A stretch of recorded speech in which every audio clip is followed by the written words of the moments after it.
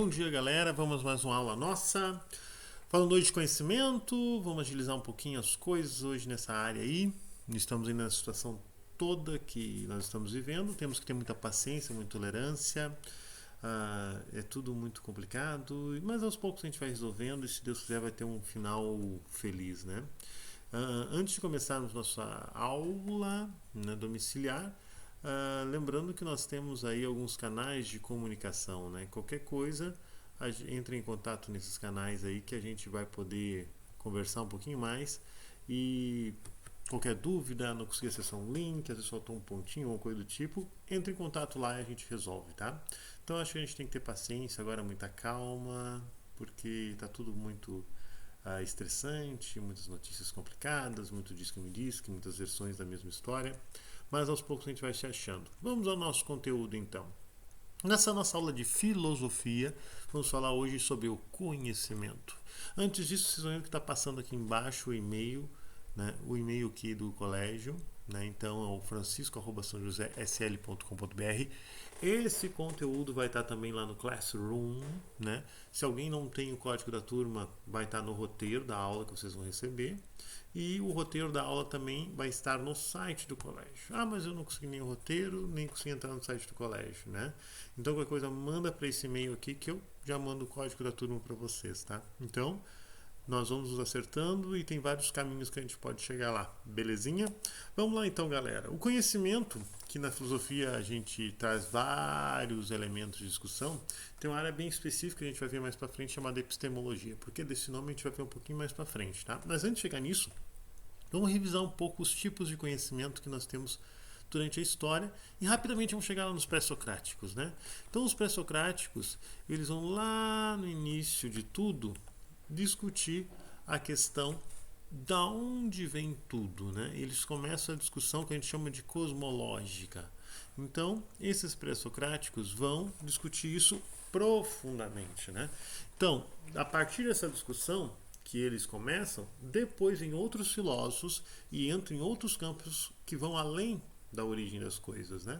E nesses campos, por exemplo, nós temos a ética e nós temos a lógica. Então, juntando com a física, que tenta explicar de onde surgem as coisas todas, com a ética, que vai trazer discussões morais e políticas, lembrando que o modelo de democracia que nós temos surge nessa Grécia, né, antiga.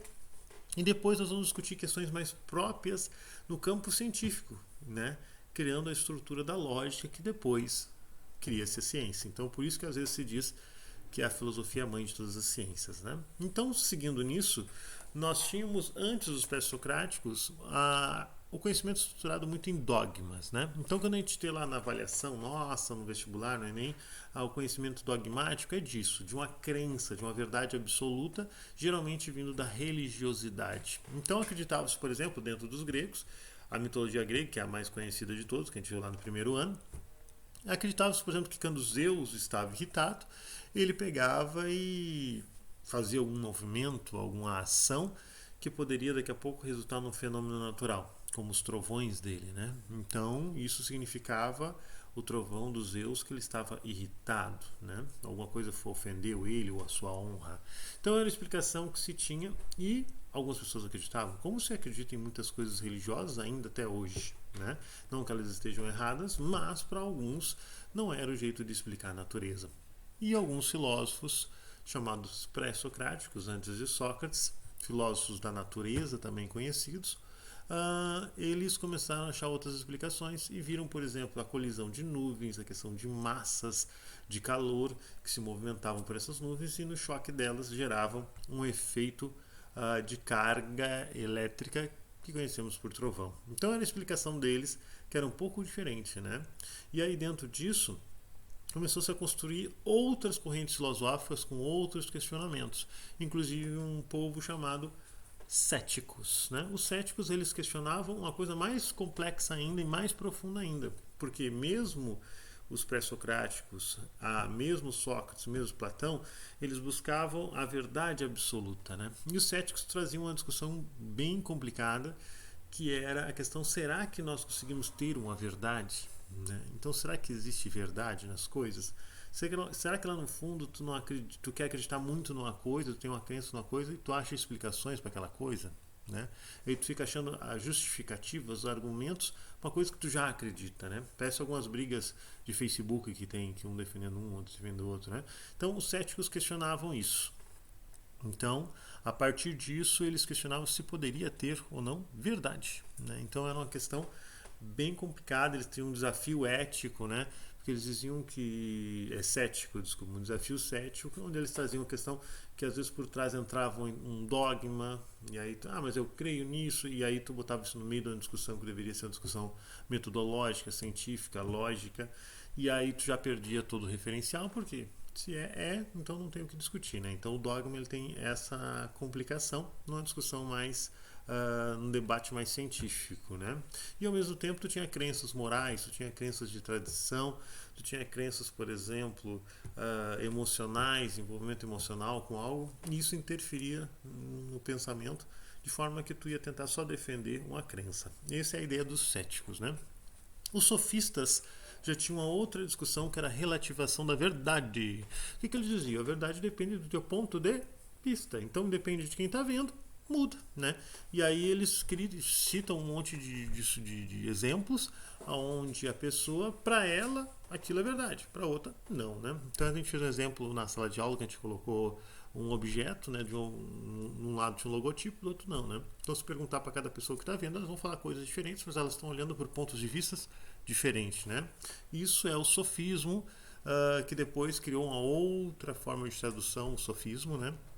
E eles eram muito criticados pelos filósofos como Sócrates e Platão por relativizarem a verdade, porque esses filósofos acreditavam que sim, existia uma verdade absoluta e que nós teríamos que criar caminhos para chegar nela, técnicas para chegar nela e procurar o que é realmente a verdade. E qualquer coisa que não fosse a verdade seria mentira, né? Então, mas os sofistas insistiam muito, além de outras características do sofismo que a gente já viu no primeiro ano, mas a gente pode retomar depois com o tempo.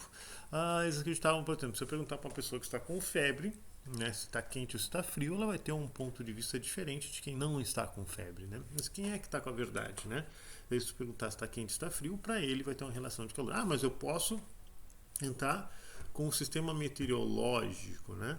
Então aí seria buscar talvez um método científico para descobrir uma verdade do que se está muito quente, está muito frio, né? Mas os próprios sofistas poderiam dizer, tem a questão da sensação térmica, né? Então tudo isso dá para ter uma discussão muito interessante sobre o conhecimento. Por que disso tudo, gente? Isso vai permear todas as áreas das ciências, né? Quando vamos fazer uma pesquisa científica, quando vamos buscar o porquê de alguma coisa, nós temos que levar em consideração uma série de fatores daquele conhecer, daquele conhecimento. E são discussões como essas que estruturaram o pensamento científico metodológico, tá? Então, essas coisas todas vão se trazer e a gente vai trazer uma discussão, né, em cima do que é o sujeito da coisa, o que é o objeto que está em estudo, o que é a imagem desse objeto, que a gente tem uma proporção dela, a gente vai ver um pouquinho mais sobre isso, né?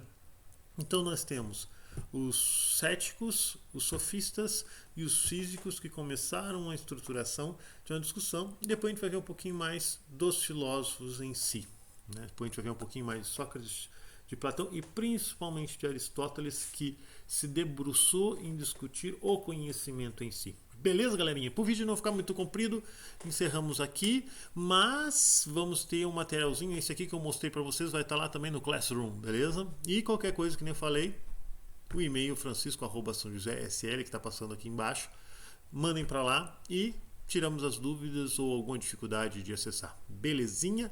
Um ótimo final de semana para todos. Qualquer coisa me dê um toque aí, também podem mandar e ligar lá para o colégio, está funcionando lá o e-mail do colégio também.